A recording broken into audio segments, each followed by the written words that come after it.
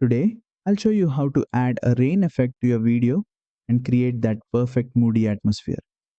Alright, open your project in CapCut and load the clip you want to apply the rain effect to. Now, let's head down to the effects panel and tap on video effects. In the search bar at the top, type rain and you'll instantly see a few different styles pop up. Select the one that fits your mood, like the standard rain effect. Once you tap on it, it gets added to your timeline above your video. To fine-tune the look, tap on the rain effect in your timeline again.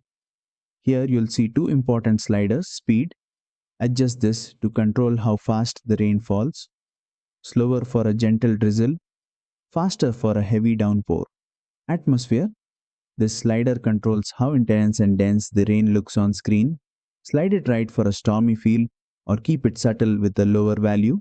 You can also drag the edges of the effect to extend or shorten how long the rain lasts. And that's it. You've now added a clean, cinematic rain effect to your video right inside CapCut Mobile. If you found this quick tutorial helpful, be sure to like, share and subscribe for more CapCut tricks. Satya.